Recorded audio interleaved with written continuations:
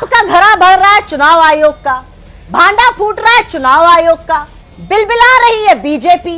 राहुल गांधी को सीरियसली नहीं लेते, लेकिन उनकी प्रेस कॉन्फ्रेंस के कुछ ही घंटे में प्रेस कॉन्फ्रेंस करते हैं। प्रेस कॉन्फ्रेंस करने वाले सज्जन पहली जो 7 अगस्त की प्रेस कॉन्फ्रेंस थी, उसके बाद वो कुछ तथ्य लेकर आए थे कि 6 जगह वोट एडिशन हुए थे। मतलब वो हमारी बात से यकीन रख रहे थे, चुनाव आयोग को कटघरे में खड़ा कर रहे थे।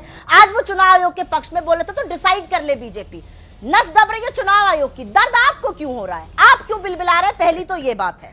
और दूसरी बात, और ये बड़ी पते की बात है, हम सिर्फ हारने वाली नहीं, हम जीतने वाली सीटों पर भी अगर वोट चोरी होती है तो उसके बारे में बोलते हैं। और चित्रा जी, अगर आपने प्रेस कॉन्फ्रेंस सुनी होगी तो उस प्रेस कॉन्फ्रेंस में राहुल जी ने बहुत विवरण दिया और विस्तृत रूप से बताया कि फरवरी में जो बी आर पाटिल हमारे कैंडिडेट थे, उनको पता चल गया था वोट चोरी का, 6018 वोट काटे गए थे।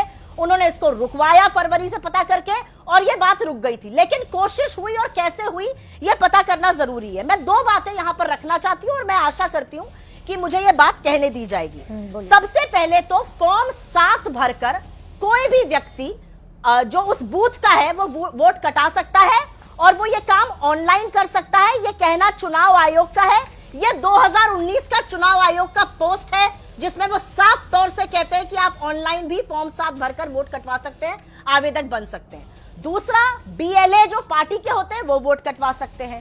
3 ऐसे एग्जाम्पल्स दिए राहुल गांधी जी ने। गोदाबाई का एग्जाम्पल दिया, उनकी बाइट भी चलाई, उनको पता ही नहीं है, उनके नाम से 12 वोट काट दिए गए। फिर एग्जाम्पल दिया सूर्यकांत जी का, 12 मिनट में 14 वोट काटे गए, वो मंच पर भी आए, और वो महिला भी मंच पर आई जिसका वोट उन्होंने काटा। उन 14 लोगों में से उन्होंने कहा मुझे इसके बारे में कोई जानकारी नहीं, कैसे मेरा नाम इस्तेमाल हुआ मुझे नहीं पता। ठीक है। तीसरे व्यक्ति नागराज, सुबह 4 बजे उठकर वो 36 सेकंड में 2 वोट काट देते हैं। तो मेरा अपना मोहल्ला है, और यहाँ पे मैं एक बहुत विशुद्ध बात करना चाहती हूँ। ये बात कहकर मैं अपनी बात का अंत करूंगी।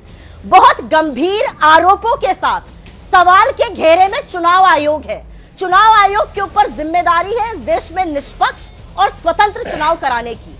अगर इस जिम्मेदारी से वो विफलता हुआ दिखेगा तो चुनाव आयोग इसका जवाब दे। और अंत में मुझे लगता है आप मेरे पास फिर आइएगा, कर्नाटका का सीआईडी डिपार्टमेंट, कर्नाटका का चीफ इलेक्शन सीईओ जो है, चीफ इलेक्टोरल ऑफिसर, वो लिखकर आपसे डिटेल मांग रहा है। 18 महीने में 18 खत लिख दिए, आप वो डिटेल क्यों नहीं दे रहे?